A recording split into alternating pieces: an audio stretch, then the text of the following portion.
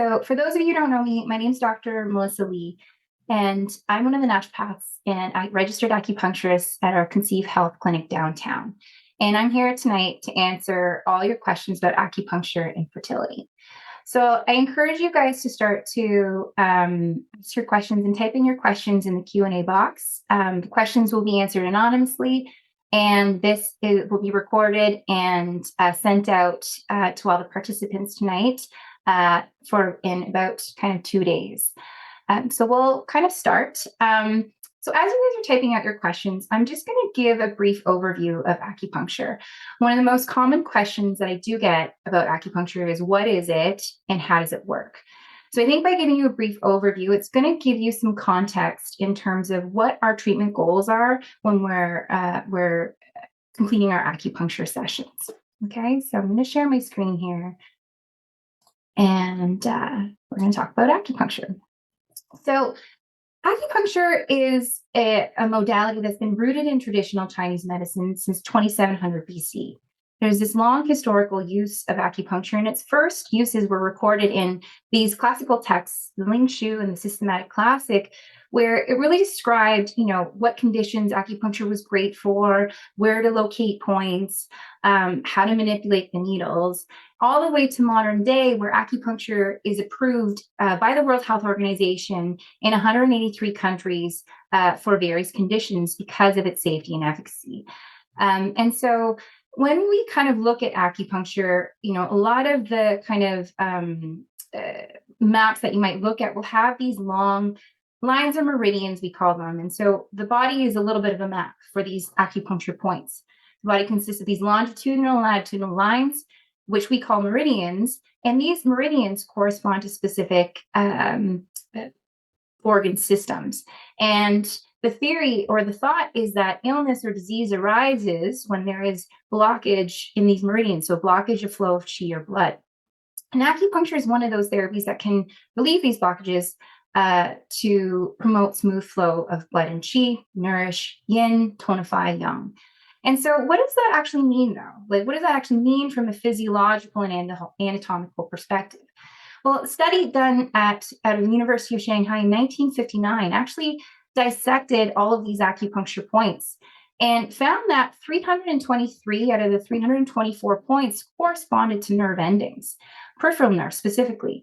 And so when we look at that, really, we're looking at the acupuncture map is actually a map for the peripheral nervous system.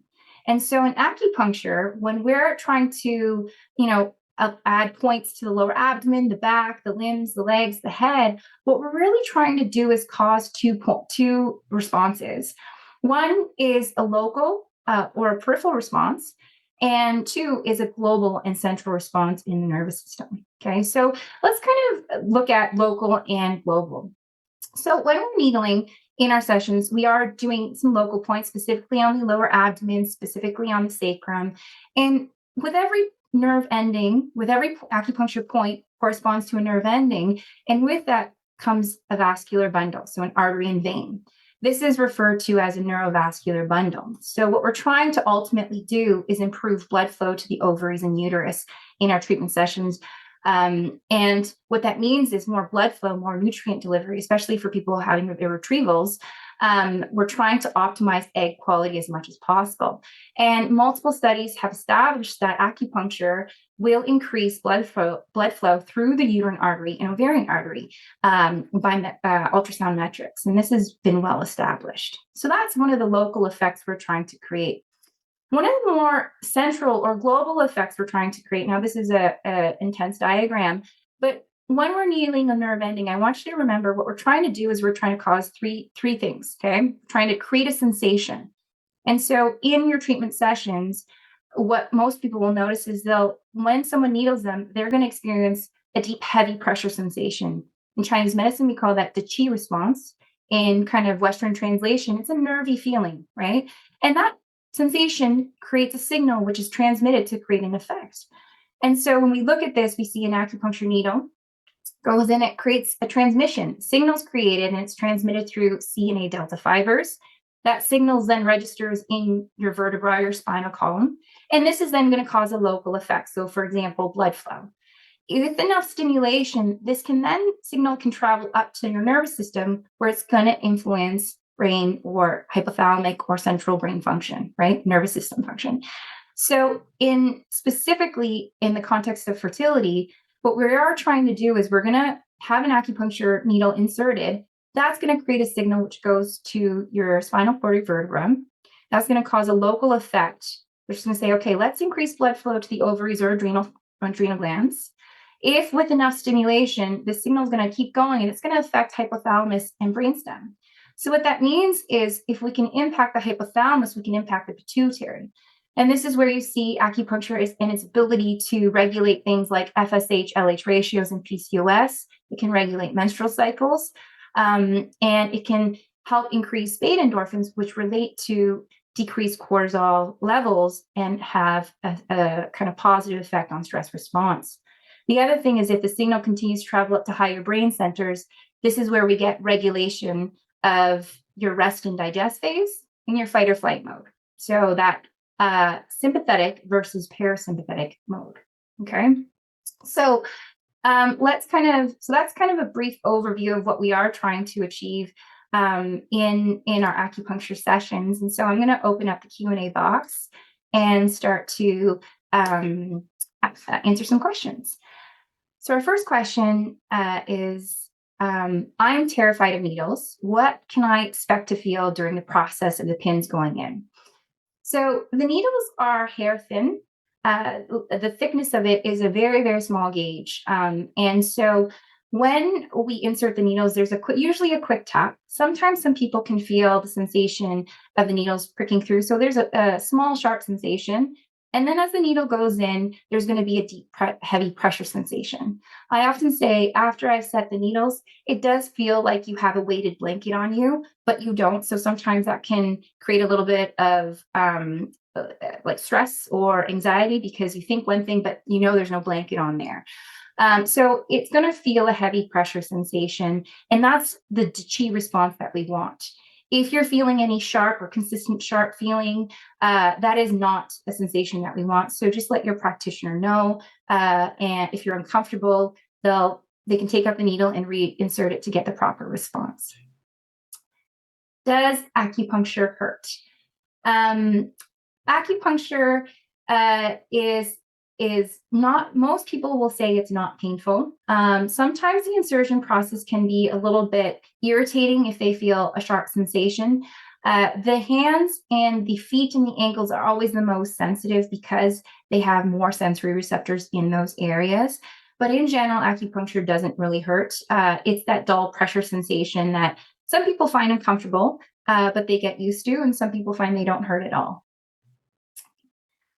Could you please provide statistics on women with infertility who have conceived naturally with the help of acupuncture without undergoing IVF or other assisted reproductive treatments?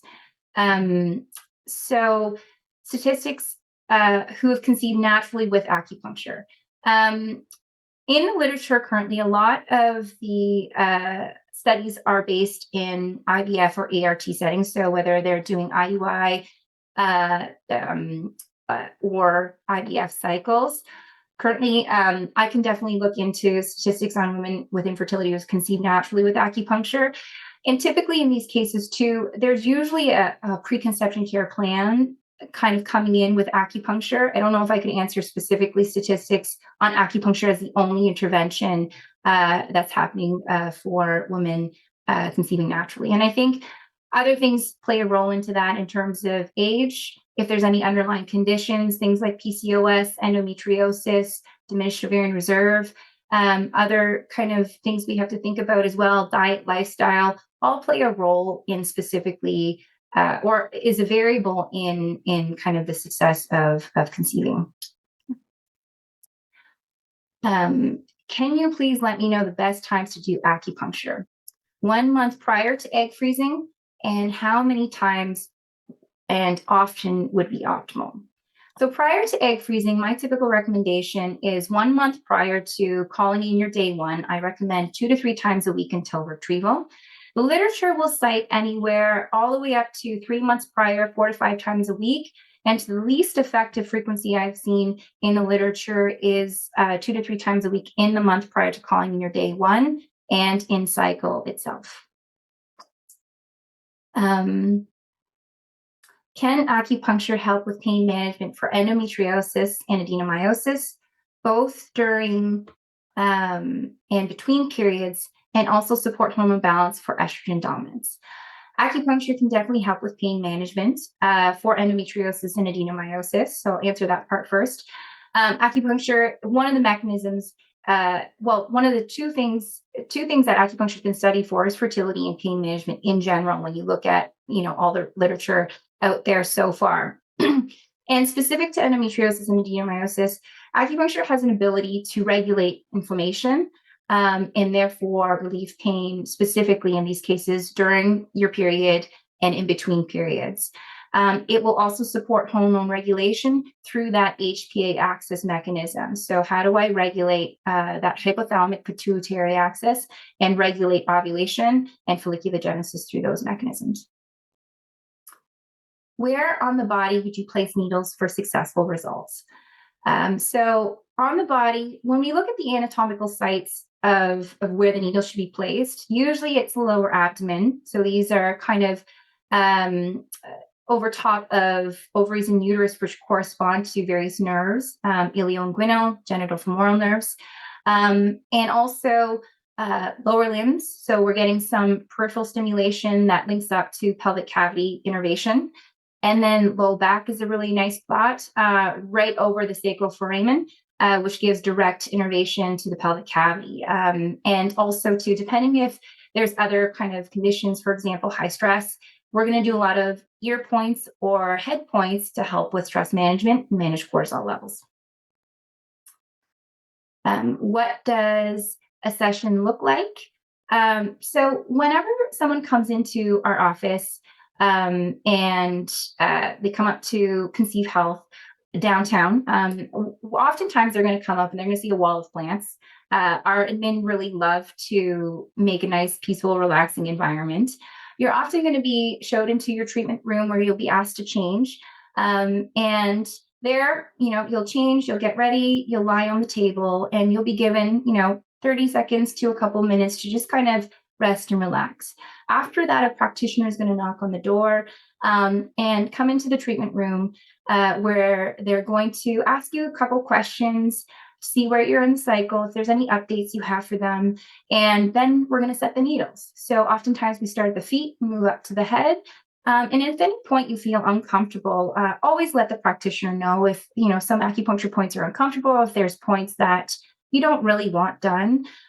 Sometimes, like the point on the middle of the forehead,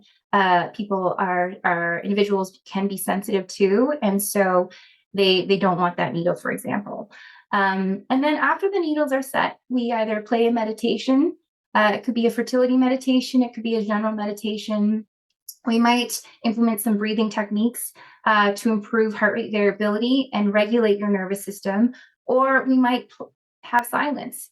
So those are some of the treatments, kind of how the treatment at the beginning goes. And then the needles are set for about 25 minutes. And when time's up, we come back in and take up the needles, and then off you go and do your day. If I do acupuncture, can I work out that day that I have my acupuncture session? Yes, you can. This is a question I commonly get. If you do have acupuncture that day, I wouldn't recommend doing, a HIIT workout right after, but later in the day is fine. It shouldn't disrupt your routine or anything like that. And so those are, some of the recommendations I do make is not right after the session, but later in the day or the next day is fine. Can acupuncture prevent adenomyosis or endometriosis from worsening, or is it mainly symptom relief? And how often should acupuncture treatments be for fertility and symptom management? So for adenomyosis and endometriosis, I often recommend acupuncture as an adjunctive, not as the sole treatment. There's a lot of internal stuff that you could do that is a little bit quicker in terms of pain relief and like heaviness of your period. And so acupuncture is not necessarily my go-to in these conditions, but more as an adjunctive. it is recommended if you are going through an IVF cycle that we'll add in acupuncture at a little bit more frequency. But in general management, I often recommend more internal work first. How's the diet? What's the lifestyle like? Do we need to add some supplements to support kind of long-term symptoms? And some people like doing acupuncture for symptom management for adenomyosis and endometriosis. And so at those cases, I typically recommend once a week for long-term kind of management of that. Part of the mechanism, once again, of how acupuncture is used to treat these symptoms is one is stress management, reducing cortisol. And as we do that, your pain usually goes down. Pain sensitivity decreases as stress levels go down. And the other thing is beta endorphin release and actually local modulating inflammatory response in the area. What are some specific conditions you would recommend acupuncture for? I would recommend acupuncture for things like PCOS, endometriosis, diminished ovarian reserve, advanced maternal age, anyone who's going through an IVF cycle or egg freezing cycle, kind of that short-term bit prior to leading up to a day one, and anyone who has high stress levels. And if you have any specific conditions or things where you're curious, you can always contact our office and kind of do a discovery call where you can see, is this the right kind of therapy for you? Do you recommend combining Chinese herbal medicine and or naturopathic supplements with acupuncture for endometriosis and adenomyosis and to boost fertility? I often do naturopathic supplements and acupuncture at the same time. I think it really depends on severity of symptoms, severity of endometriosis and adenomyosis, how much work someone's done prior to coming in to see a practitioner, what they want to do. Some people don't want to take supplements or don't want to do herbs, but they're really great at coming into appointment. And on the other side of it, some people will love taking herbs or supplements and not want to come in for acupuncture. So I think it really depends on each specific case, all the way from, what does this kind of condition look like for you? What is the experience of that? And then how do we tailor, okay, here's all our treatment recommendations and what's going to be best suited for you to set you up for success. Can acupuncture affect your menstrual cycle? Yes, it can. It can affect it through that hypothalamic pituitary axis. So kind of when I was doing my treatment overview of the effects of acupuncture, it's going to affect that HPA axis. So hypothalamic pituitary ovarian axis. Okay. What are the benefits of acupuncture on IVF transfers?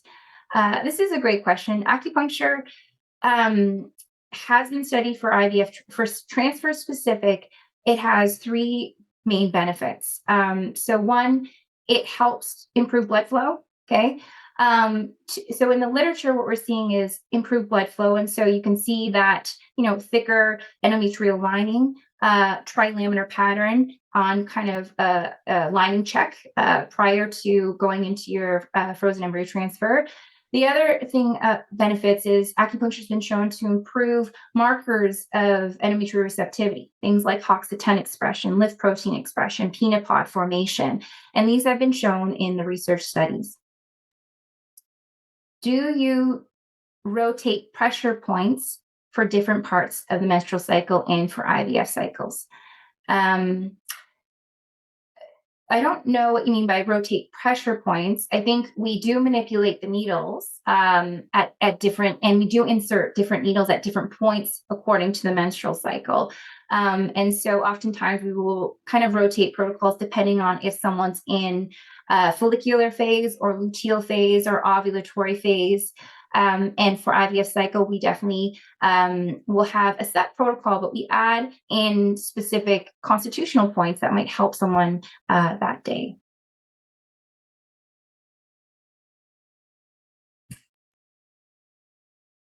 Okay, and does anyone else have any other questions? I think those are all the questions there. So thank you so much for attending.